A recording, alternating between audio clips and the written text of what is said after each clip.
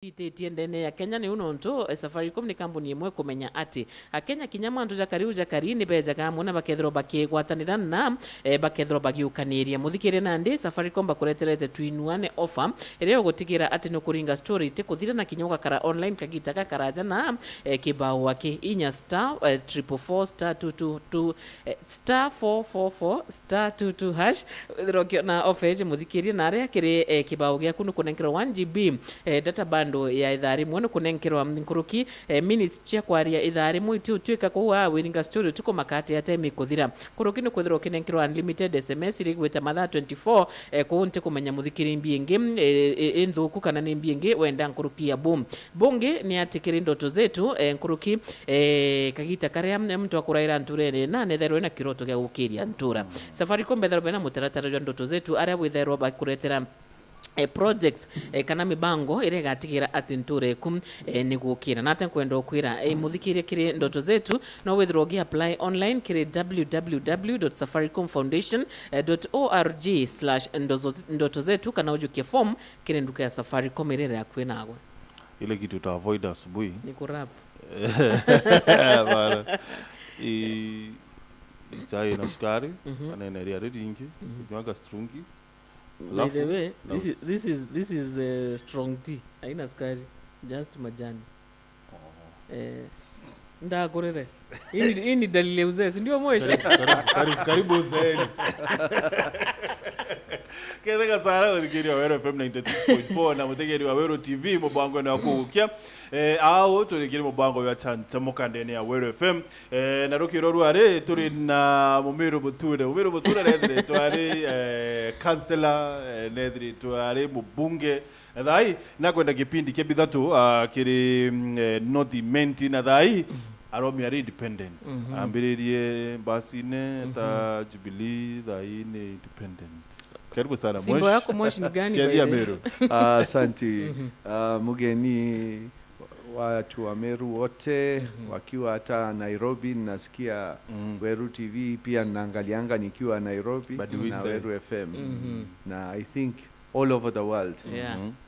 Wakati nilikuwa nimeenda Ulaya nilikuwa naangalia Weru TV ndio nijue mambo gani inaendelea. Ndio nikilalalo wanakuandika. Na kwanza wache ni congratulate Weru TV the new look inaonekana mzuri sana. It looks very very unajua sasa hata nashindwa watu wakisema hizo TVs mainstream kubwa naona Weru TV pia ni national sasa iko Meru. Congratulations. Thank you. Which is your symbol? My symbol ya independent ni barabara inapita katikati ya mlima because mkiona bypass zote zile zinapita kama hii ya tukienda kutoka Kirogine kuenda Giantune iko na bridge na iko katikati ya mlima. Ukienda pandia Muiteria the same, ukienda pandia Kaga the same. So ni barabara inapita katikati ya milima. Hata ile ya kuenda kutoka Ndurumo kuenda Giaki kuenda Tharaka Miomponi hata hiyo ni hivyo. Ile Kibari ya Njero ile miaka 50 watu hawakuweza kupanda siku hizi wanapanda proper. Okay. Haya, Moshi hii ni round yako ya tatu. Unatafuta kuingia bunge ama unaenda kuingia bunge. Nakumbuka kuna wakati mmoja ulikuwa umesema kwamba wewe unataka tu vipindi mbili. Hata si kusema vipindi mbili, hata kwanza wakati nikiwa councillor nilisema nitafanya moja tu ya MP. Lakini kazi haijaisha. Hata saa hii nikisema mbili naenda kwa tatu, sitaki kusema tatu nitamalizia. Labda nitaenda hata 4 hatujui. So paka kazi imalizike ile pali nataka kufikisha in a better place than I found it. So kuna mabarabara bado natarajia kama ya kuna hii ya kura kuna barabara ya 1.2 billion itafanywa baada ya kura. Tayari consultancy imefanywa. Barabara hii ya dual carriageway pia tunatarajia first phase. Mimi niko kwa wakati huu mwaka moja nimekuwa 1.5 years nimekuwa kwa committee ya transport. Mbeleni siku kwako. So nikiwa kwa transport najaribu kusukuma barabara zikuje kwangu within the 1 year nimekuwa 1.5 year nimekuwa nimeweza kupata about special roads about 100 million. Ningejua mapema 2013 singeingia komiti ingine bila ya transport. Ningekuwa na barabara nyingi. Hata hii ya Echiang nimejaribu kuwatafutia pesa. Imewekwa special fund supplementary pia 100 million mara mbili ndio wasipotea kabisa from the ground. Lakini serikali haijalipa. So kuna kazi kidogo kidogo kama hata transformers. Nilikuwa nimeomba waziri ule alikuwa kwa Keter na MD wa Kenya Power, tulikuwa tumekubaliana naye. Lakini kabla implement akawacha akaresign. Sasa hapo kazi imesimama, lakini kwa leo wiki hii tumeanza kusupply transformers hapa Pandiangonyi. Kuna mali mbili Kirwero na Mudhombi hapo Ngonyi location, halafu Mukundu pia tunaweka wiki hii. So kuna about 52 transformers nataka kuziweka, mabarabara nataka kuzifanya, water pans nataka kufanya. So they are in the process. Ile nimeinitiate 2 zimefanywa water pans na ni 10 nilifanyisha approval. So unajua nikiwachilia hapo hazitafanywa. Na mheshimiwa, wakati tukianza siasa ulianza kwanza ukiwa Jubilee, mara nikakuona Karen, ukarudi tena pande nyingine, ukaenda pande hii, sasa uko independent. Nini nikwambie Martin, kutoka nimeanza jani yangu ya siasa 2007 nilikuwa kwa na Kenya, nikaingia PNU, nikachaguliwa kwa councilor kama PNU. Nilitaka kuwa mayor, nilizuiwa na MP ule alikuwako Mheshimiwa Silas Murioki, akafanya nisipate hata nominations zetu 2 ya PNU tulichukuliwa kutoka kwetu. So kutoka hapo 2013 nilikuwa kwa TNA kwanza, chama ya Uhuru Kenyatta. Wakati huo Mheshimiwa Murioki alikuwa kwa basi. So at the last minute wakati nimepopularize TNA, nikaambiwa na kina Murathe na wengine kwamba nimwachie Mheshimiwa Murioki TNA. So walininyang'anya TNA in 2012 December. So akininyang'anya TNA yeye akatoka basi ilikuwa haina candidate, lakini mimi niliingia KNC, Kenya National Congress ya Peter Kenneth. Baadaye Mheshimiwa Kiraito na Mheshimiwa Munya wakati hiyo walikuwa MPs wanatafuta governor na senator. Tulikutana kwa Mheshimiwa Muiradia, ndio wakaniomba kwa Mheshimiwa Muiradia kwamba niingie kwa basi nikiwa peke yangu, ndio nikaingia kwa basi na nikatoka KNC. Na hiyo hailikuwa rahisi because one day niko kwa KNC, kesho yake niko kwa basi. Sasa sikujua ni tikiti gani nikienda kwa IBC nitawapatia. So 2013 nilikuwa na tikiti zote 2. Nikiwa nimeenda kwa IBC nikawauliza, hebu angalieni niko kwa chama gani, because one day niko, and that was a week to the election. One day niko KNC, the next day niko bas. Na Beatrice Elachi ndio alikuwa secretary general wa bas. Nikamwambia sasa, Beatrice, what is the problem? Huyu alikuwa senator sasa. What is the problem? Ananiambia nimekuweka. Kesho yake nikicheck niko kwa KNC. Paka mwishowe wakati IBC nilienda kupresent, nilikuwa na tikiti zote 2, moja chini ya meza, moja juu ya meza. Lazima hii ni kujipanga. Siasa ni kujipanga. So kutoka hapo nikaingia bas. Na tulikuwa wajumbe 5 tu ya bas 2013 to 2017. Na hiyo term ilikuwa mfupi sana, 4 and a quarter years. Sasa 2017 tuliamua tuingie wote kwa Jubilee. So mimi nikakaa kwa Jubilee na tulikuwa na governor wetu Kiraito, huyu CS Munya akakuwa kwa PNU. So tukaendelea, nikaingia kwa hiyo, lakini wakati huu niliona sitaki kutoka kwa serikali. Na governor Kiraito alikuwa ameniita, tulikutana naye Nkobo kwake nyumbani, hata MCAs wote 5 wa Meru hapa North Imenti walikuwa huko. Nikakutana na Elias Bagine, Robert Kidenji, nani mwingine kiongozi, wote 5 walikuwa huko. So tukikaa na hawa na Mutedia Mauro. So hawa wakitoka tukaongea na gavana akaniambia niingie kwa bus, nikamwambia hapana, acha mimi nibaki kwa Jubilee, shori ndio chama tawala. Na kama Jubilee haijanikosea mimi sitaki kuikosea. Baadaye ikifika wakati niliitwa, hata sikuenda Karen by the way. Nilikuwa nimeitwa Weston. Tulikuwa tumepanga, nilikuwa nataka kupatiwa ya UDA tikiti, lakini nilisema bado mimi nataka kukaa kwa Jubilee, sikatai. So hata sio ati Halima was the first choice for UDA, ni vile mimi nilikataa, ndio there was no other choice. So she was a fallback position. Maybe alikuwa kwa sababu alikuwa amekampenia sana. Alikuwa amekampenia, lakini unajua polling ilionyesha yote mimi nilikuwa juu na alikataa. Sasa mimi nilisema sitaki kungangana kuenda nomination, because 2017 nikienda nomination na Motia Iringo rafiki yangu PS, ilileta utata sana on the ground. Kwa Jubilee tulifanya nomination mara 2 na mara yote 2 nilishinda, akanipeleka kuenda petition Nairobi tribunal kwa Jubilee. So it wasted a lot of time and money. So this time nilisema kama mtu yoyote anataka kunipatia tikiti wanipatie direct kwa peke yao. Mimi sikutaka kuingia kwa nomination. Hata Jubilee mpaka the last minute. Nomination ni democracy, you know. No, it's sio mambo ya democracy, unajua. Ni democracy kama itatumika party ticket. Manake wale party members. Lakini unajua kama utatumia IBC register kuchagua, basi hapo hautakuwa na democracy. Because mtu wa ODM, mtu wa PNU, mtu wa BAS, wote wange piga kura kwa UDA. So hakuna vile ningepita.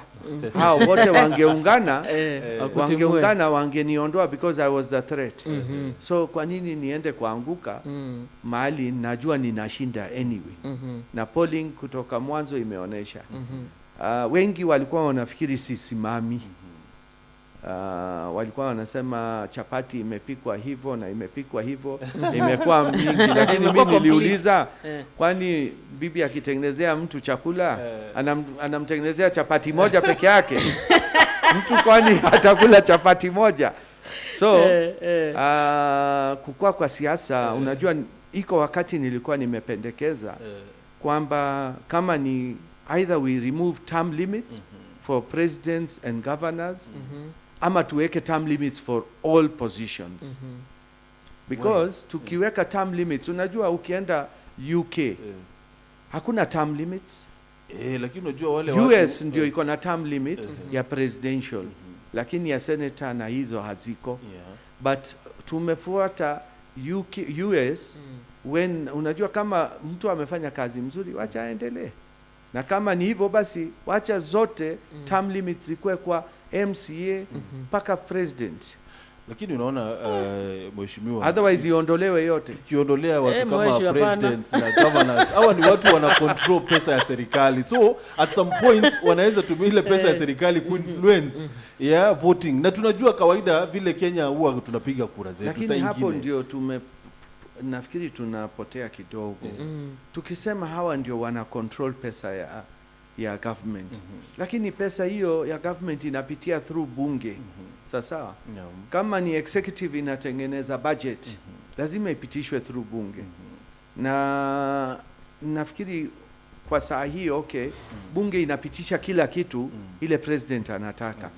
The only thing ile ningetaka ibadilishwe kwa katiba ni, nafikiri sikumbuki ni article 140 ama 150, kuna article ile inasema veto power ya president. Hiyo inafaa iondolewe, because kuangusha memorandum ya president inataka 2/3 of the parliament of National Assembly. Kupata 2/3 is very difficult. Sema tu kama bill yangu ya Kenya Deposit Insurance Protection Fund, nilikuwa nataka ikuwe 1,000,000, mtu akuwe protected. Akiwa na 1,000,000 ndio banki kianguka serikali ilipe. president aliobject, alikaribu ianguke kabisa ipotee.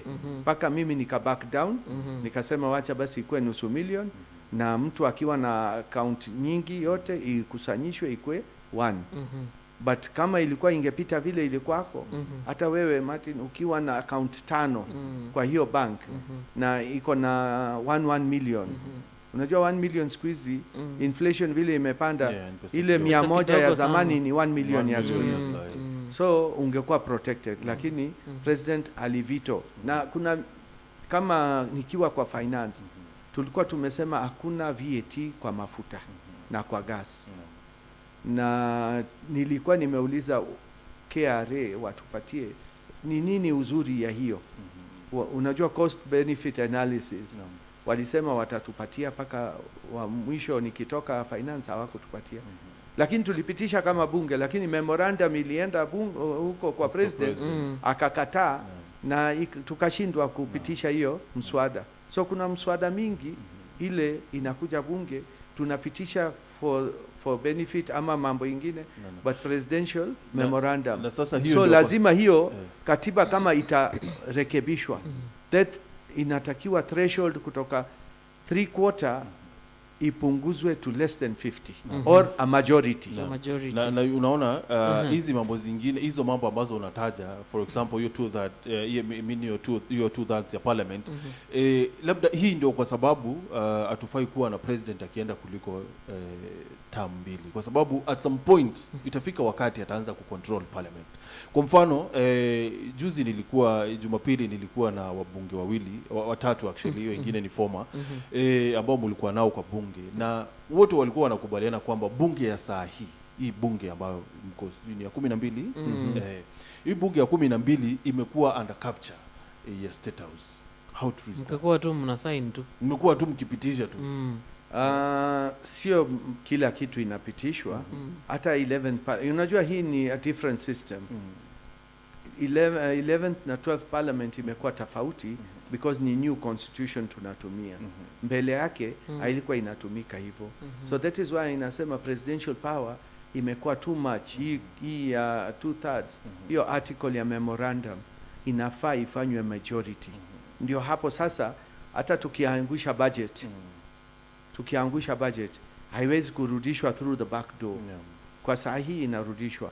So sometimes we are powerless. Hata tukipitisha kwa bunge itaenda to State House ibadilishwe. Hii inakuwa, and it's not going to change very soon. Ni katiba ama it is in the constitution. Sio bill, it is in the constitution. Sio standing orders, it is in the constitution. Kwamba hiyo memorandum ndio ilipatia nguvu president mingi sana, na hapo ndio tuna shida. Kama hiyo power hainge kwako, that is the first thing tukifanya constitutional change inafaa ibadilishwe. Okay.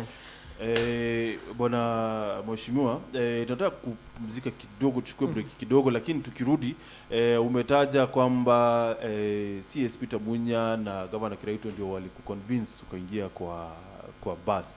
Walikuwa pamoja wakati ule. Walikuwa pamoja. Sasa tunataka kujua wewe uhusiano wako na hawa watu vipi sasa. Tukirudi.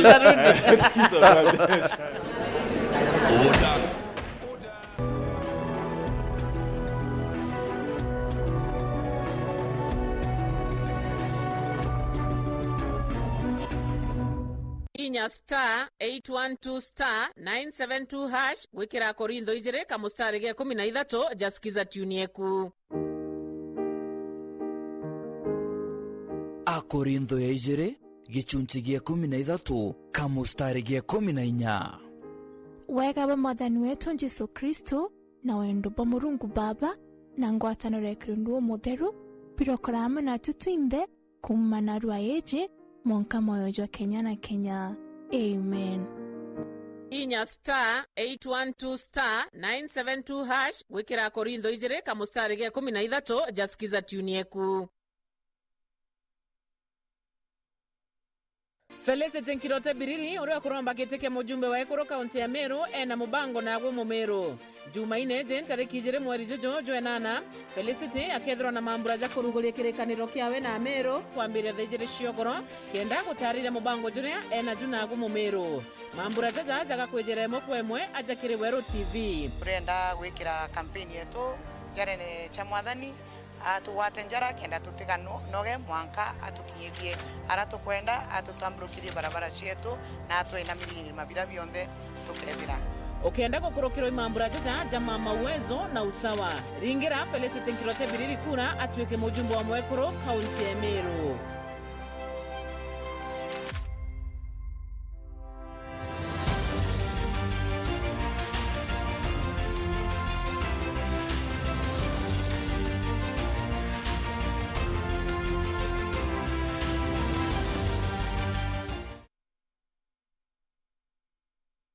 Nandi no wikire ntumirie ku ya muchemanio kiatho kana ntubwa gitumi ukwenda bukinyira mwingi amona ntumiri cha mathiko kirika meme ka Weru FM 96.4 ntuko chionde na chiringi 15 akio kiugo ntumirie ku no urete studio cha Weru FM kirogine Meru mbere ya thaa 11 chiogoro ntuko chionde kana ringe na mbeji 0700 117026 no gatetheka ntumirije kathoma gwa themo chiogoro ontuko ni bwega no ntubagwite na mbere gutugwata mbaru ni batwe Weru bwaku atugukinyirie ntumwe kware okwende kinya Weru FM 96.4 rumuri rwa Ameru. Ndera chore babetu tukomba kutethia skuru ibakethwa bena mariko na screen house twatiba twabathitherio skuru bethirwa ana bakireja skuru nwere Mwekuru kanya na ndika guta nguge muthenya junthe tuthithitio na maskuru jetu jakirua nari iskuru I think ijere ire itena mariuko ke skuru chionde jakirua nari kire Ekuru itubaguraira matangi gitaja chionde chiena stima na nde tukamake sure mugurito kraseti wonze ena right ya solar twageria kuria mirimo ire yaja ana baba ingi ukethiri malaria nayo tukabagurira net ndachemania na ana baumite skuru bauga tule makena murogoco tule makena marogoco ureo turetaira into nkaigwa bwega na ikyo gimforcetie kuigwa guchwa giti jonto apart from jaba kulima kwina thine roje kwina thine barabara kwina jina cia skuru iria achore baba kwa batiumba kuthithia na ndikethira ndikire thirikari na ndomba kuroba inya jaja keja ntu betu bakara bwega mubango jwa nkatha cietu ureterine yetu sako nieza na gotungata kiria biashara gukurukira gukiria biashara uguraniri bwa miunda na ngare na kinya uthurania bwa mbesha nja gwaku na kire biashara yetu sako, your success our pride. Mubango jo muri misero gujukwirera ukarinde umaririte gwa kundu twa kuthomithia mantu jara ja Meru jorimi ndrende matunda ja grade 5 ete season ya matunda so ja off season fruit the off season fruit nteringa kawandi grono ntofo kumare ndamberia kurema kawa gutemwa kanyajo mu tagura machine ciakwa ke gutetheria muremi machine cia mbeca inkai compared ke machine ira chimpota nginya kuma nthiguru ingi cia ome ora tuigagua Ivory Coast Switzerland ikuthithia chocolate Belgium Meru tubui kwethira itwe tukuthithia chocolate ira njega Burundi guru yonze muyuthi no itengo gikwe muyuthi no mbe gwitangu geje itinegana no kuthithia bwana kwambiria ndande nyoke kaira na kabuyu ri utekwa kiazi totiga kuga otengugeire ondadi na ngugeire o na ndikuthira guku kuona itiona na mirimo itiona na rukuru na gintu giaku ya karakithiri no gwire itwe ndambiria na kuota eka thai murungu na ndarimete no ntimpombete gukinya eka kenda lakini kambite tenkiara magia ngugi twire rugendo rwaku rwa kurima kembe gikiega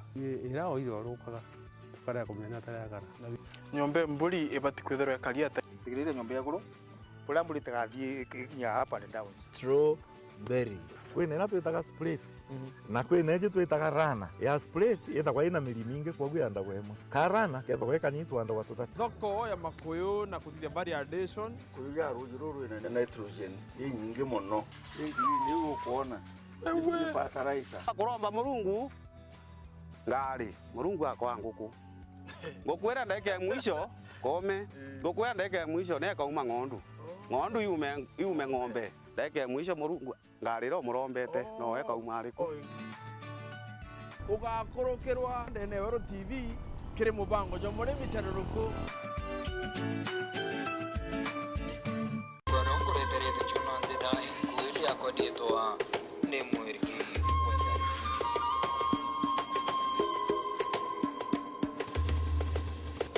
Wero FM rumulirwa amero kabeka kari mushi mudhikiria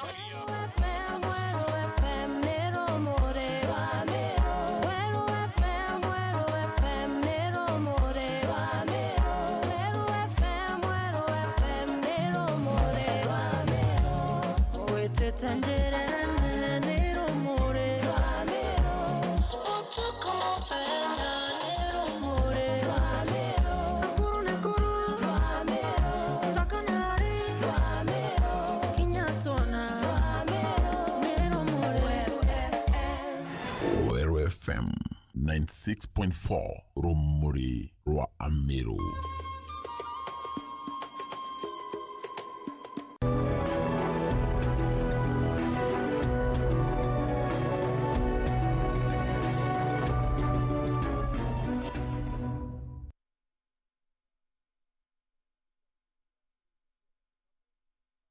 For hash, select Nyakua bonus, select wetau, check my target, and then okawa 100% data bonus. Na no uchionekiri app ya Safaricom. Na tuwele app ya Safaricom dahi is very essential. Very essential. Thank you so much, Martin. Mudhikiria tushokere karibu ribia kukire mheshimiwa Rahim. Really? Hujawahi tena. Sijasema thank you. Maybe ni Rahim amesaidia. Mheshimiwa, maneno ya stima. How far is Rahim in North Imenti? Nimefanya more than 30 to 40 transformers already. Na naongojea zingine hata leo. Last week kulikuwa na ingine pandia Gachua Murueni. Tunafanya hii ngonyi mbili nimesema. Last week nilikuwa Ndiene. Kuna transformer inaletwa Ndiene pale Makutano. Imeplaniwa tayari, wameplan kila kitu na wanangojea tu funds ingie kwa account. Ni vile serikali haina funds sahihi. So Makutano huko Ndiene itawekwa, na pia wale watu wa sewage wale wanaweka Ronyange wataweka transformer ingine pale, ile itaserve wananchi. So Ndiene, Ronyange location hiyo yote itakuwa na stima. Na upande wa Nyaki East ni nyingi tumeweka, hata Nyaki West tumeweka. Kuna moja ya Kaunjera imekuwa expensive more because normally tunatumia between 3.5 to 4 million, lakini ya Kaunjera hapo Kainginyo Thimbiri location it's costing about 6.5 million. Kwa nini? The design, unajua sio mimi nafanya design, rural electrification wamefanya design, labda pale inatoka hiyo moto inatoka mbali kutoka kwa main line, so it is costing about 6.5 million. Lakini nilikuwa nimeongea na CEO wa Rerek Bwana Bugwa na nimemwambia atufanyie special favor, so ameniambia maybe in September wanaweza kuja kuweka. Lakini hiyo iko wakati nilikuwa nimeomba mkubwa moja, sitataja sahihi because ni siasa.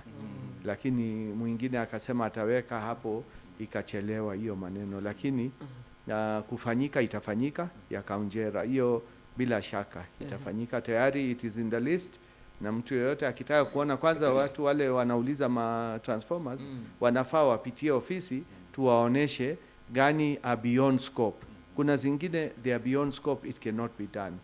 Zingine can be done, lakini nafuatilia hata last mile kutoka KPLC ndio tuweze kupata. Beyond scope nikusema? Beyond scope inamaanisha sasa hiyo haitaweza kama line haiko kabisa karibu. So hata ukiweka 20 million haitaweza, because ile pesa tunapata kwa mwaka is about 10 to 11 million ya rural electrification. Na nataka kuambia wananchi kwanza, watu wa Nyaki West, Nyaki East pia, kuna mtu anatafuta kura na nimeambiwa nisimtaje, so sitamtaja mpinzani wangu. Hata 2017 because dada yake anafanya kazi huko Rerak, anajuanga ni wapi zinapelekwa transformers ama nini, alafu anapeleka as if yeye ndio ametafuta. Yeye hana pesa ya kutafuta because hiyo pesa ni ya constituency ile tunapatiwa through parliament. Na hata juzi polls ikipelekwa hapa karibu na Mwera Mwanki Kirwero, alienda huko na dada yake ule anafanya kwa serikali kusema yeye ndio ameleta hiyo polls ya electricity. Ni vile nilikuwa karibu niseme isimamishwe, nikasema hapana, wananchi wataumia shauri huyu. So mtu akitafuta ile anatafuta asitafute na uongo. Na hapo kwa competition, mheshimiwa, ile barabara ya Nkoune, your competitor was here akasema it was you launched for the cameras. Tayari wakati alisema tume launch for the cameras, it is already under construction. Wamechimba pale, wataweka maculverts na once culverts imefanywa, contractor ni watatu, culverts imefanywa, contractor wa pili atakuja aweke mawe na watatu atakuja aweke kabro. Kuna 30 million na mtu yoyote ule anataka anaweza kuenda kwa kera apate. Hiyo sio World Bank project. Kuna kijana moja nilimuona akisema DCI Kinoti ndio ameomba hiyo. DCI Kinoti hata aishi kwa hiyo barabara na DCI Kinoti ni Wabore, so hawezi kutafuta ya North Imenti, anatafutia nini? So hiyo ilikuwa supposed to be done tarmac under the World Bank, ile 1.2 billion niliwaambia. Ni vile imechelewa ndio nikasema wacha niweke kabro, ile itakuja pesa ya barabara hiyo tutatafuta mahali ingine, lakini within 2 months itakuwa imeisha. Sioni shida hata kuna ingine hiyo inafanywa pandia Gitwiki hapo kutoka Kaithe Kinoru paka stadium, itawekwa kabro na imewekwa survey last week na leo contractor will be on site. Aya, turudi kwa swali langu sasa. Bwana mheshimiwa, uhusiano wako na hawa vigogo wawili, Governor Kiraito Murungi na Peter Munya? Governor Kiraito Murungi, nimejifunza siasa chini ya Governor Kiraito na ule alikuwa waziri wetu Daudi Muiradia. Shauri hata babangu alikuwa akiitwa Daudi na walikuwa rafiki na mheshimiwa Muiradia, na mheshimiwa Muiradia was my political godfather. Na wakati nilikuwa natafuta aliniitia wazee wa Ntakira ndio waniwekee mkono. Baadaye wakati nikitaka kukua nikiingia kwa bus, ndio wakati huo waziri Kiraito aliniambia nilete watu 40 kwa mheshimiwa Muiradia, tukaagana tukafanya mkutano hapa Kiringa kwa mheshimiwa Muiradia na governor wetu Kiraito na CS Munya wakakuja wote wawili na watu wao 40, tukakaa chini tukasikizana. So wote wawili ni rafiki yangu. CS Munya ni rafiki yangu na Governor Kiraito ni rafiki yangu. Hatuna vita na wote wawili. And I have learned my ropes from Kiraito Murungi. Wakati nikiwa councillor nilikuwa naenda paka Igoji, wakati alikuwa na launch, kila mtu akuwe na ng'ombe ndio wafanye dairy. Kulikuwa na techno something NGO ile ilikuwa inasaidia wakati huo. So nilikuwa nikiwa councillor nilikuwa naenda paka South Imenti kujifunza kisiasa. Kabla tufike hapo, kwa hawa wawili unajua wote unasema ni marafiki zako, na siasa za Meru kwa sasa zimegawanyika kama mara mbili. Wewe sasa kwa sababu wote ni marafiki zako, huwezi wakalisha chini waambie hey 2050? Unajua hawa ni vigogo. Ni kama kuambia mimi nikalishe Rais Uhuru Kenyatta na Ruto, haitawezekana mimi wakalishe. Lakini mimi kile nilisema kwamba CS Munya akichaguliwa kama deputy president, Wameru wote including Kiraito and everybody else, kina Linturi na hawa, mtoto wa Meru akuwe deputy president, whichever formation tutakuwako, because hatutaweza kupata tena mtoto wetu akuwe deputy president. Na nilisema wazi kwa kiwanja ya showground and in front of everybody. So I am on record on that one. Na kama Kindiki pia angefanywa deputy president, ningekwako. So sasa mimi nimegawanyika, ndio niko independent. Nimesema yoyote ule ameoa mama yangu ndio baba yangu. So ule atachaguliwa tutafanya, lakini upande wa Governor Kiraito na CS Munya kuna kidogo tu differences, sio ati differences ni nyingi. Wanaweza kukalishwa, lakini I'm very junior to them in politics. Unajua sijafika kiasi hiyo ile naweza kumsawishi mtu Kiraito amekuwa 30 years or more in politics, na CS Munya more than 20 years. So he's more in politics than me. Kuna mtu anauliza barabara ya Kianjuri kwenda Gashiege. Hiyo inawekwa lami. Ni vile ule contractor alipatiwa hiyo kazi, hata hiyo nimeitafutia 30 million. Alikuwa na source for lami. Mimi sijajua kwa nini nilikuwa nimeambiwa atakuja na lami last week. Lakini imechelewa. I do not know the reason. Nimeuliza tayari. Lakini inafanywa lami at least 2.5 kilometers, 3 kilometers. Alafu nitafute pesa zingine ndio ifanywe lami kutoka Ngonyi kukuja Getebe kufika Gashiege mpaka Kianjuri. Anauliza ni projects gani umefanyia watu wa Ntima West and why would they vote for Rahim again?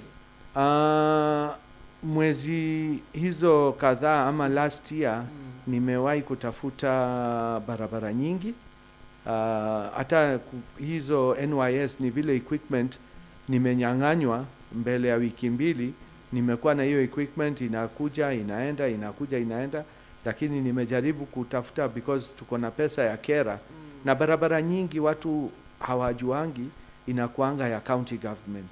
Nyingi ile tumefanya ni ya county government, sio yangu, lakini tunasaidiana ndio watu wangu pia wapate maendeleo. Upande wa maji nilikuwa nimesema nilikuwa nataka kufanya Dhimbiri Takira water project niweke dam, lakini nilikosa kiwanja. So kwa saa hii tunafanya Weru, Gitugu, Mchaure water project. Launch last week. Hiyo imenichukua karibu miaka 4 kupata pesa yake, lakini imelaunchiwa na Tana Athi 25 million shillings project. So Ntima West hiyo iko hapo. Barabara kuna contractor alipatiwa Msomali to let down. So Chinese amepatiwa, lakini bypass inapitia through Ntima West. Kuna hii barabara ya kutoka Taskis kuenda paka Kidhaku. Najua kutoka Kitwiki kuenda juu ni lami, lakini kutoka Taskis kuenda hapo kulikuwa na lami ule contractor alitoa, na vile hajalipwa Northern Construction amepotea, lakini tulikuwa tumekubaliana na CS na PS kwamba watapeana kwa contractor mwingine. Wajua hiyo barabara imeleta shida sana. Mimi najua imeleta shida sana hiyo barabara. So watu wangetaka kujua hii barabara imekwama kwa muda wote. Barabara zingine zinatengezwa. Hii ni ka distance kidogo tu. 1 kilometer. Hata ndio nimepigana naye, hata nimepitishia ule contractor pesa apate kutoka National Treasury. Shida ni National Treasury hai release pesa ya hiyo barabara. Lakini tulitafuta, serikali haina pesa, sikatai. Tulitafuta hata contractor ule Chinese anifanyie hiyo kilomita 1. Lakini Chinese mwenyewe ule anafanya kutoka Kidhirone kuenda Charia Gaito hajalipwa pesa yake. Sasa alisema hata chukua kazi ingine outside the contract. Sasa contract ni ya Northern Construction. Asipofanya assign, then it cannot be done by anybody else. Sasa lazima afanye assignment, otherwise itaenda kotini. Ikienda kotini ni miaka 5 ama 6. So hatutaki iende kotini. Distance kidogo tu hivyo. Yes. Hiyo ndio shida. Haya. Mithika Soldata anasema hapa good work mheshimiwa. Latif Ahmed anasema uliza Rahim parliamentary committee ya roads and infrastructure yenye amekuwa member ameitumia aje kunufaisha mwananchi wa North Imenti, kwa sababu North Imenti haina barabara hata town and Mikindori road zimejaa potholes by the way barabara mheshimiwa. Alafu for the last 10 years ameandikisha watoto wangapi wa North Imenti? Utamjibu huyo. Morris Kimathi anasema good morning, salimia mheshimiwa sana, mwambie kazi nzuri amefanya, lakini mwambie please since last week alime barabara ya KPLC Nkoune tuko kwa matope tupu, hata beta vile ilikuwa mbeleni. Mwambie tuangalie hii barabara Nkoune butchery ndani. Anaitwa Morris Kimathi. Wanguge anasema Rahim is our hope in North Imenti. Steve Biology anasema karibu sana mheshimiwa, we are behind you tano tena. Everson Murega Kalulu anasema Rahim ataenda nyumbani, ask him what he has done kwa watu wa Mukondo for the last 10 years. Asante kwa kuandika hiyo jina vizuri. Muno Emmanuel anasema good job sir, but let now have a change. Nawe Steve anasema thanks mwesh kwa kazi kuanzia Nkoune road construction, tumeishi kwa matope. Rafa Mudhomi anasema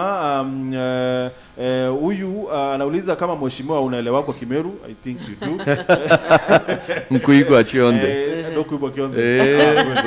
Doris Kitoga anasema napenda venye yeye ugawa basari kwa watu wa North Imenti. Hiyo ni kwenye Facebook. Sasa tuende kwa Latif na barabara ya Meru Mikindori. Yes. Barabara ya Nkoune. Haya, wacha niseme kuhusu barabara ya Mikindori. Contractor alipatiwa kutoka zaidi ya last year. Na contract ni ya 300 million. Ni ya kujaza lami na tena ikuwe covered. Lakini walikuwa wanabishana na engineer. Engineer hakaangi Meru wa Kenha. Shorio barabara zamani ilikuwa ya Kera. Mukikumbuka pale kwa Kairanya vile ilikuwa mbaya. So Kera ndio ilimalizia kufanya hapo kwa Kairanya na ikakuwa transferred kwa Kenha, ikakuwa sasa National Highway. So Kenha imepeana contract kutoka last year November na ilikuwa within 3 months amalize. Lakini sasa ule engineer alikuwa wako Sheikh Tahoi, engineer alikuwa Isiolo ndio wanakuanga na ofisi yao. Hawakusikizana na huyu contractor kazi gani vile watafanya, walikuwa wanabishana. So kuna engineer Kagwanja amekuja engineer mpya kijana. Nilimwambia, alikuwa ameniambia vile inafaa ifanywe, nikamwambia hapana, wacha afanye spot patching alafu afunike na lami alafu akuje afanye AC. Tayari lami iko nje ya Muladhankari Girls shule na ingine iko Dhura hapo Timangiri chini. Lami ziko pale, imekaa hapo karibu wiki 3-4, lakini wakati anafanya kufunika hizo mashimo lazima zitestiwe na ministry, na hiyo test zinapelekwa paka Nairobi. Ikiwa sawa ndio wanaanza kufanya spot patching alafu wafunike na lami. So lami tayari iko, ni vile contractor hakupata instructions afanye nini, lakini tumesikizana. Unajua hii barabara mimi mwenyewe niko na some personal experience na yenyewe kwa sababu yani ni barabara huwezi kimbia kwa 40 kilometers per hour. Lakini wajua imepita North Imenti, I think inaenda Tigania West East. Yes. Mpaka Gembe South. Yes. So do you guys like sit down na our MPs muone vile mnaweza push kwa nyinyi watatu ama una push tu kivyako mwingine? Hapana, mimi nina push kivyangu ndio niweze kufanya hiyo kitu. So engineer tumeongea naye, that is why unaona contractor alikuwa amepotea. Alafu mwanzo alikuwa anafanya patching not the right way.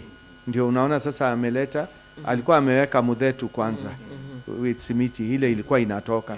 Sasa hii anaweka hardcore pamoja na simiti ndio aweze kufunika ndio ikuwe mzuri. Omba kura mwesh na dakika moja. Haya. Ningetaka kuambia watu wa North Imenti, wa North Imenti wanipatie kura, hata wale wanasema kwamba sijafanya kazi, unajua lazima mpinzani atakuwako. Hata Yesu alikuwa na mpinzani, sio mimi peke yangu. So mimi ningesema mimi niko independent na nimekuwa fair kwa kila kitu ile nimefanya. Mwiriga zote ni yangu, si ati mimi nimesema mimi sitaki Mwiriga. Mwiriga it's part of our culture. So mimi ni member wa Mwiriga nyingi sana, North Imenti, na nawatembeleanga. Na ningependa wananchi wasiitwe wanaambiwa ati mimi nimeitana ni uongo. Wapinzani wangu wanaita, wanawakalisha watu kwa kiwanja wakisema Rahim ameitana na mimi sijaitana. Hata asubuhi leo nimeambiwa kuna watu wanangojea Kaithe hapo Kinoru na mimi sijaitana. Mimi nikitana ni watu wangu ndio lazima watawaita. So munipatie kura ndio tuendelee. Mtajaribu na mtu ule atawapatia will which is square. Mimi ni round na nitaenda vizuri hivyo hivyo. Thank you so much. Muthikiri aturikiri unontuba matha tafadhali tigerete ndakithatu tugacokera batu igwa nteto.